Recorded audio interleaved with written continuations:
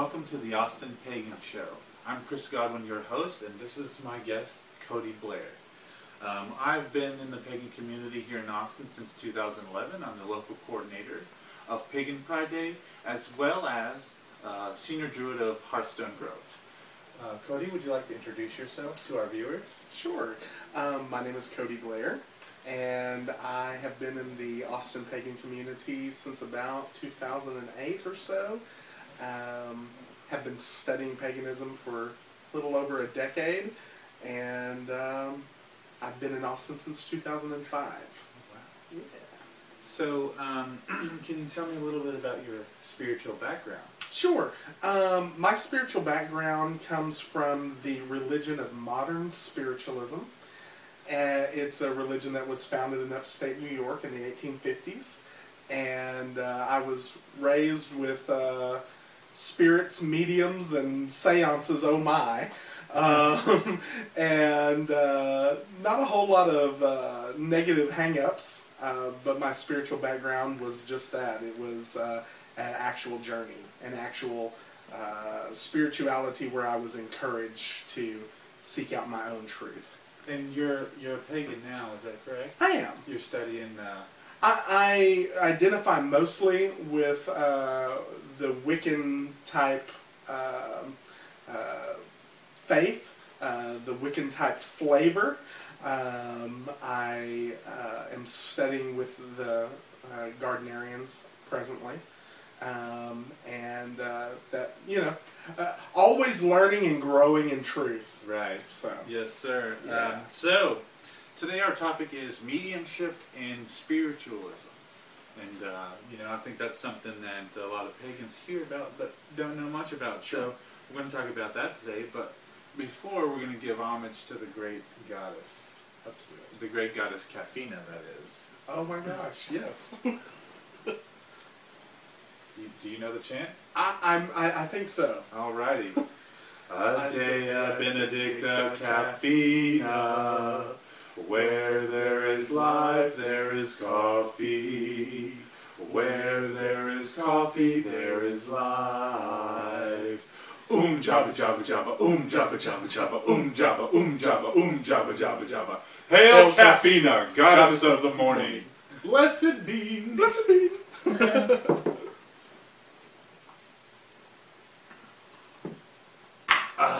Have to give credit where credit's due. Oh, okay. So, yeah, so let's get right into it. Yeah, let's do it.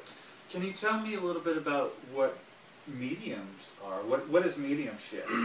Mediumship is a function. It is one of the senses that is innate in every person to greater or lesser degrees.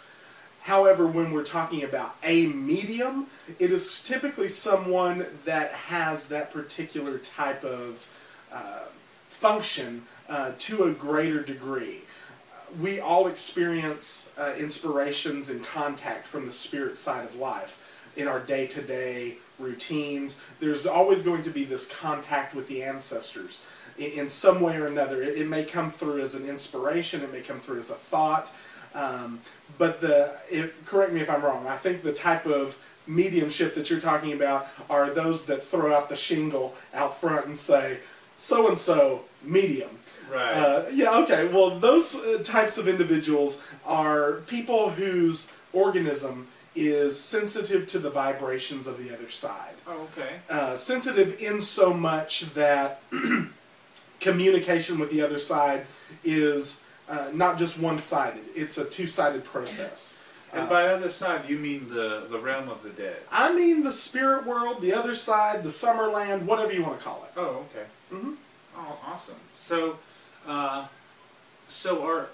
what is spiritualism? Does that mean all mediums or are all mediums spiritualists? Well, yes and no. If spiritualism is kind of a broad term. It's kind of like paganism. You can say, are all Wiccans pagans? Yes, but are all pagans Wiccans? No. Spiritualism is the same, it kind of runs in the same vein. Are all mediums spiritualists? No. are all spiritualist mediums? Yeah. Right. So it's kind of the same thing. There's a distinction that's made between ancient spiritualism and modern spiritualism. At the very beginning of the program, I talked about my background in modern spiritualism, which is a religion that was founded in this country in 1848. There is, however, a primitive or an ancient spiritualism that goes back to time immemorial. So, like animism, or sure, the idea that the rocks and the trees and there are invisible forces behind this world. Correct. Or this idea of connection with the ancestors. Most pre-Christian religions have a deep reverence for the ancestors. And even there's this idea of ancestor veneration or honor or worship, and so in a lot of the pre-Christian religions, especially Indo-European, you're going to have a lot of contact with the ancestors. Yeah, and now in those areas you have the prevalent worship of saints, right? That are very much like those who have come before. It's exactly the same way. The Roman Catholic veneration of saints and the praying to the saints, though a lot of times that communication is only one way.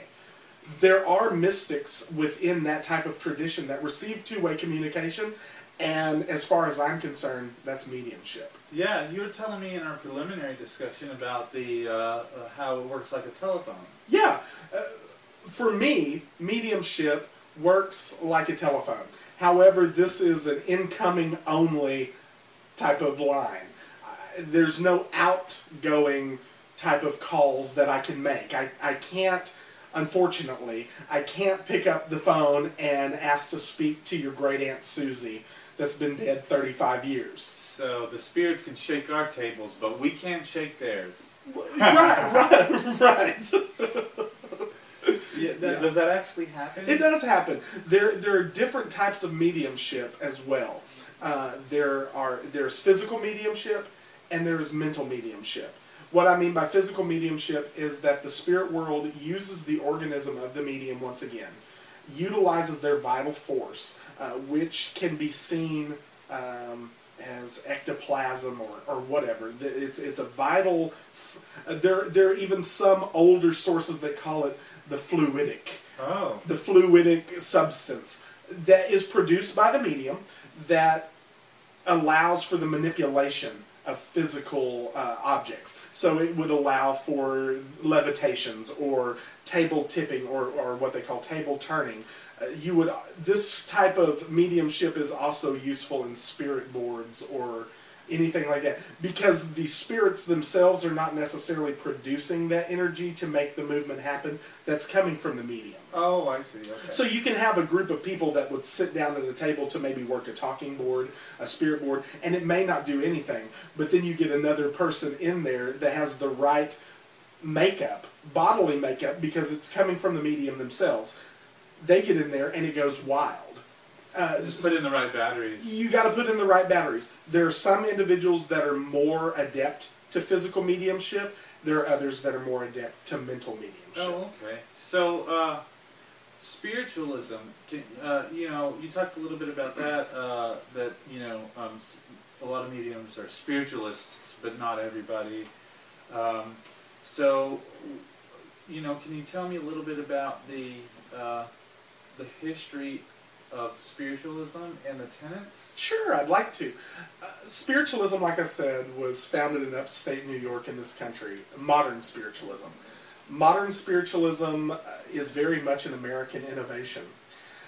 It was happening, if you look at the timeline, spiritualism was really coming about during the throes of the Civil War.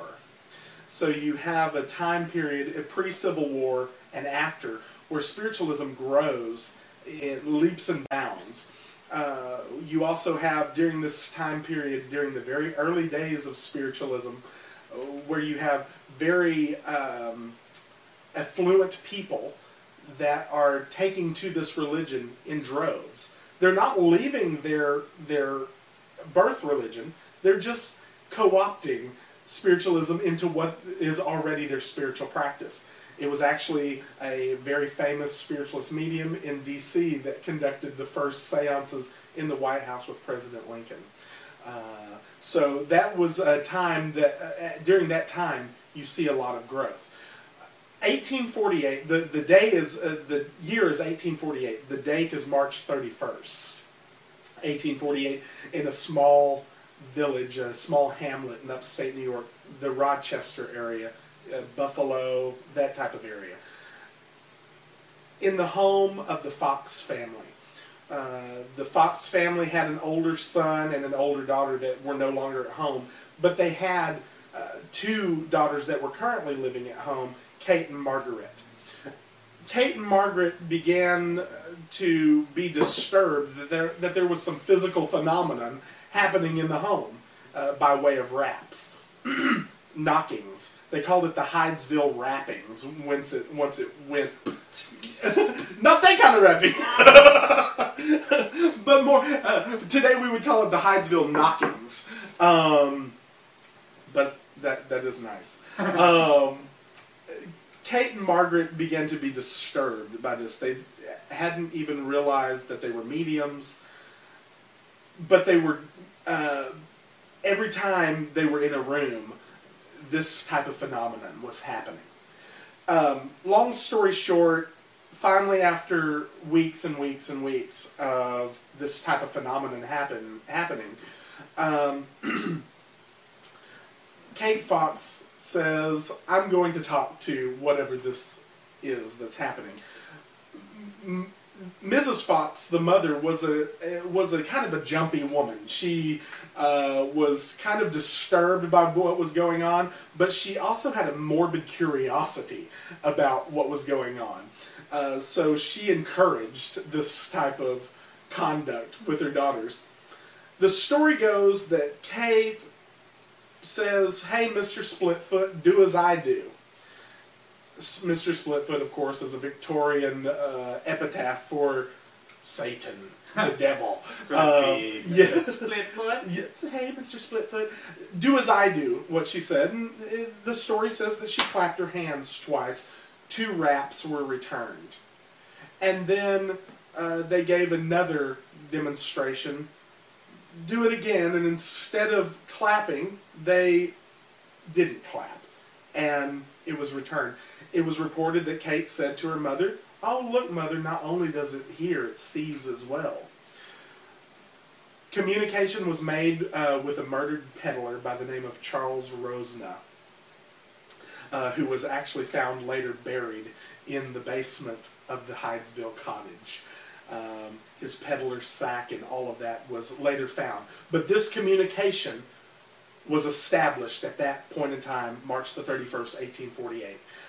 From that moment forward, spiritualism spread like wildfire. People already had an interest in communication. It hadn't really developed its religious side to it yet. Most of these people were Christians. The Foxes themselves were devout Methodists.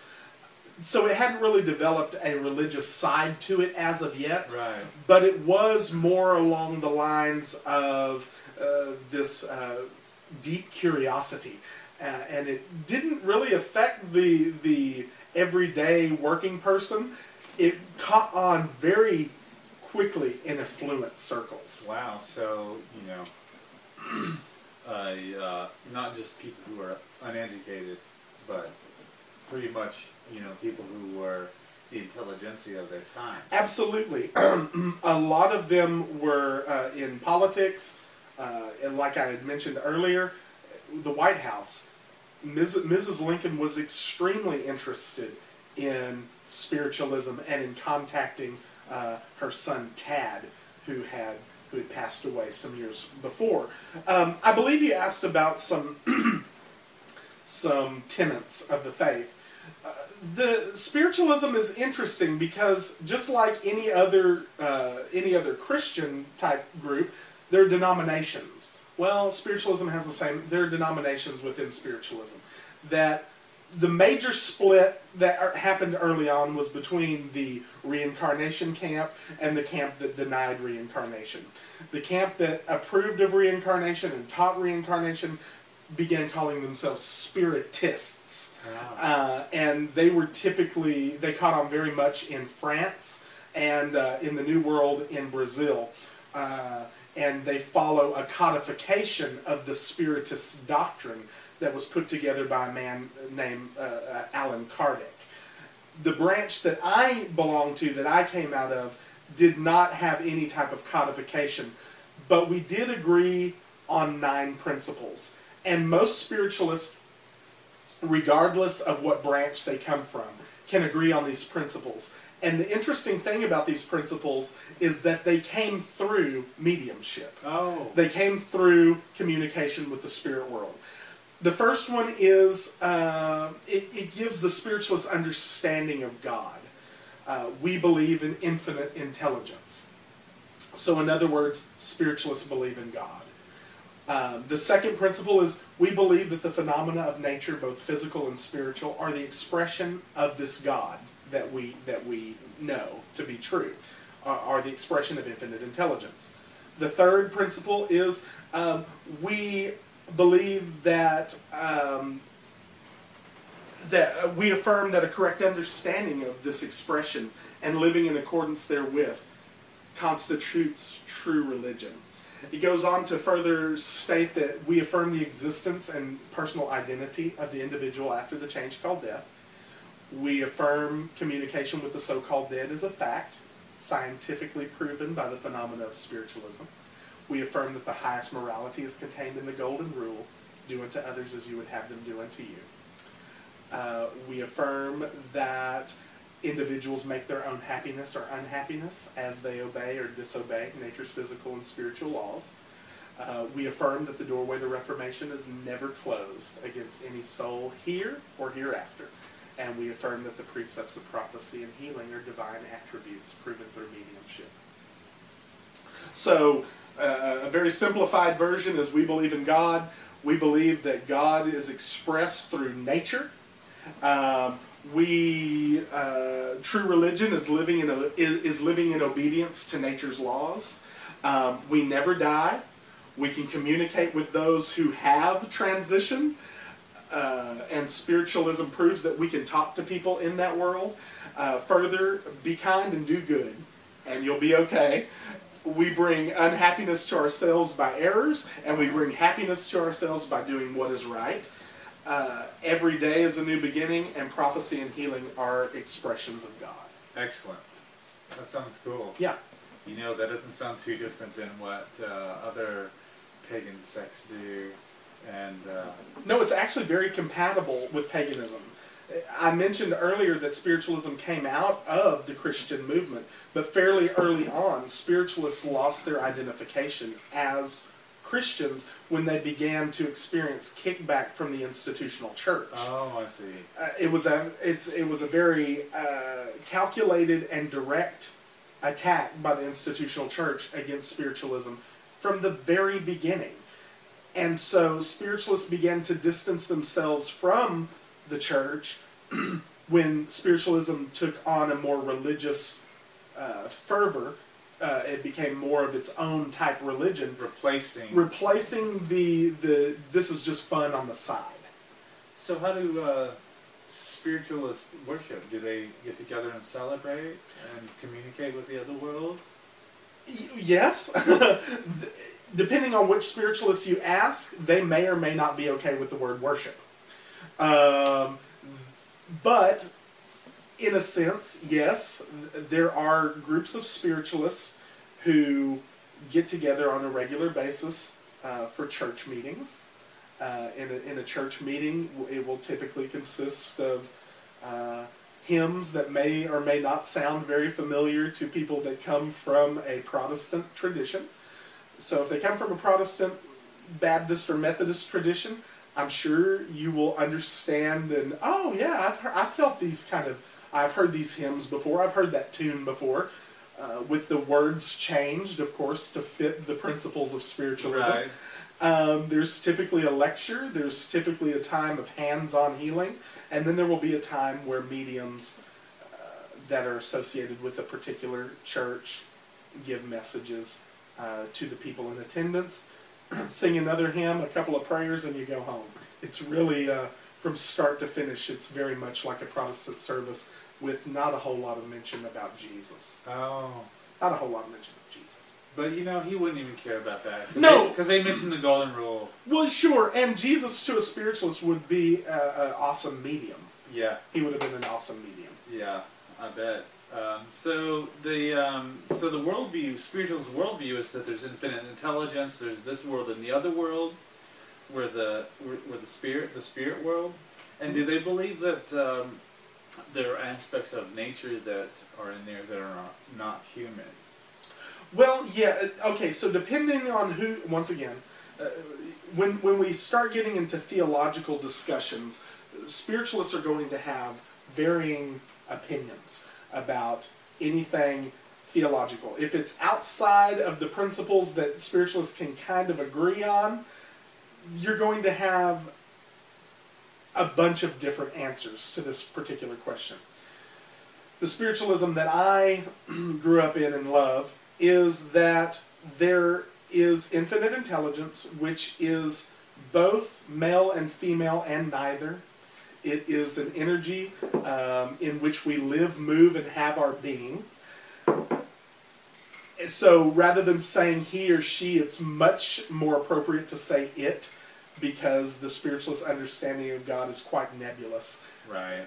Because God is not necessarily a person or a personal God. It's more of an energy force and all that is all-encompassing.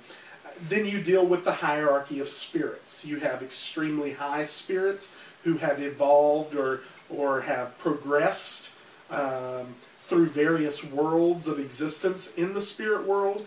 And in higher worlds, you're going to get your masters and different high-level spirits that are the teachers.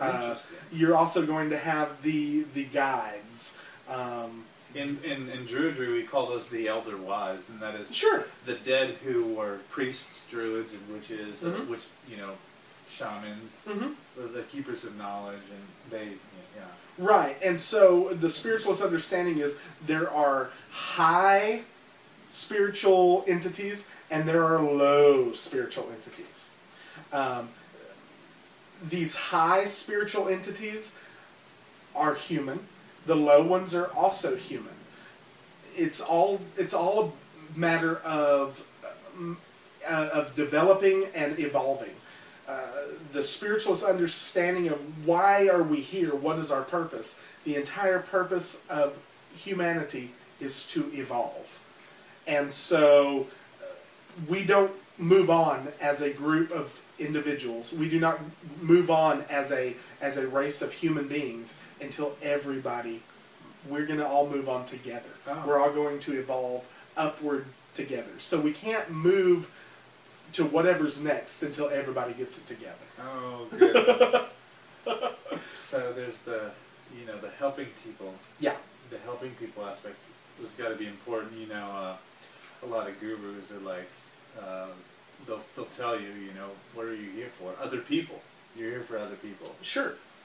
Because when you get down to it, you have experience and you have, self-benefit, but when you're lonely, when you don't have any people around you, and what is all that self-benefit going to do for you, Right. Nothing. Let's move on together. Exactly. We're like a big ant colony where the lowliest one, the weakest link in the is where we're at, So. Yeah, I was also going to just kind of follow up on that just very briefly. You specifically asked about non-human spirits. There are some spiritualists that absolutely reject that notion of angels and demons and things like that. The type that I was brought up in is that the angelic realm is connected with elemental type spirits that are specifically spirits that govern things on a physical level. these can be spirits of a place. They can be spirits of a plant, protecting type spirits of a plant, of a body of water, of trees, whatever. These are going to include fairies and gnomes and all kinds of different creatures that are out there. They exist. And like I said, this is the spiritualism that I was brought up with, that I was taught, that all of these elementals are members of the angelic kingdom. Okay. Now, the angelic kingdom is not as our Christian friends understand it, that they were just God's helpers or messengers. How I was taught that the angelic kingdom were protecting spirits, guardian spirits that guard things that have to do with the physical realm. It has very little to do with the other side or the other life, even though these spirits are not physical, but their chief role is to make sure that to maintain that natural order. Natural order, correct. That's cool. I like that a lot. But also, I was right. No demons. You know, the creepy lower type vibrational forces are the creepy human beings that transition. Because the same way you are today, if you were to transition in the next 5 minutes, you will be the same way on the other side that you are right now. You hear that, Austin? Raise your vibration today. Raise it today. That's right. And that's the whole reason why we are even looking into any of this, because it's going to help me immensely if I can raise my vibration now, if I can raise my spiritual understanding now and not have to learn it there. Right. You know, that's really cool. So, I bet you spiritualism has played a big role into you finding and becoming pagan, and probably given you a head start in some of your pagan studies. Well, it has. And honestly, if you look at a lot of the bigger names in paganism, they've all either had their brushes or a foray into spiritualism. One that I can think of off of the top of my head is Raymond Buckland. He still to this day goes to Lilydale often and puts on programs for the spiritualists that live there, does workshops and things like that, and he's actually written a very wonderful book that teaches spiritualism basically from A to Z as he understands it. And that's the red book. That's the red book. So yeah, Bucky has a red pill and a blue pill. That's right. To go down the spiritualism rabbit hole, take the red pill, and take the blue pill to go down the more witchy pagan. Right, and spiritualism is not a mutually exclusive religion. So take them both. You can take them both, which is how I live and how I build my paganism around my spiritualism. I can never stop being a medium. I guess I could, but I've been experiencing mediumship for far too long to give up on it now. And so I build my paganism around my spiritualist roots. That's cool. That's really neat. So who's your favorite deity? Well, I will say the deity that reached out to me through a demonstration of mediumship, and we can probably talk about this at some other show, Hecate, who reached out to me during a demonstration of mediumship. I would have to say she's definitely in my top 3. Yeah, that's cool. I wouldn't mess with her. No, yeah. Honestly, Chris, I didn't choose her. She chose me, and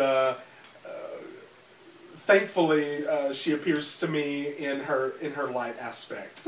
Will you join me in I would love to. In a prayer to the Earth Mother? Sure. Alrighty.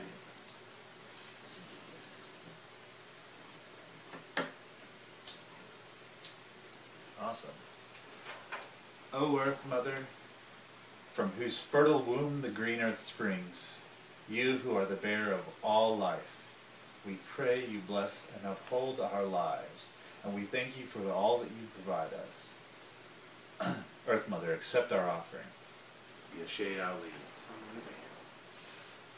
So, I have a few announcements. here in Austin, we have a couple of full moon circles and, or pardon me, a couple of moon circles. One is Austin Moon Circles, and that's sponsored by the local Live Oak Local Council, which is the local branch of the Covenant of the Goddess.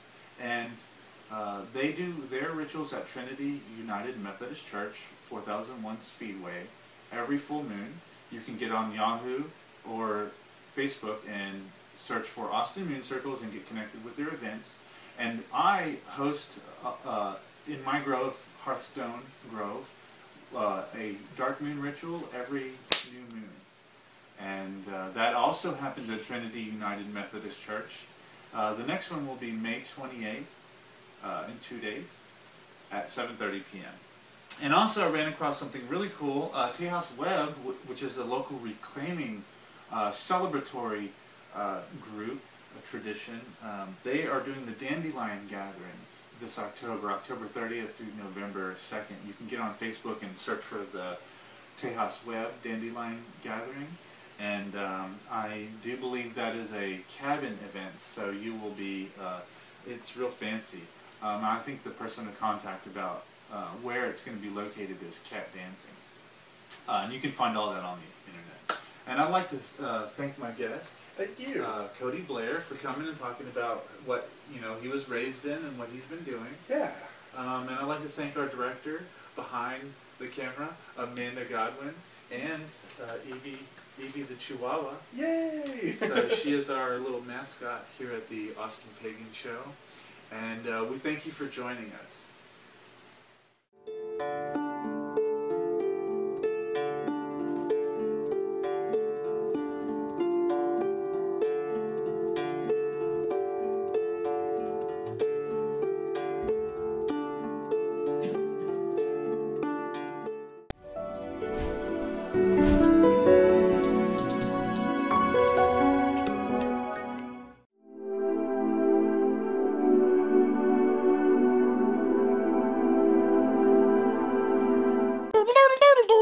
Bless your bean.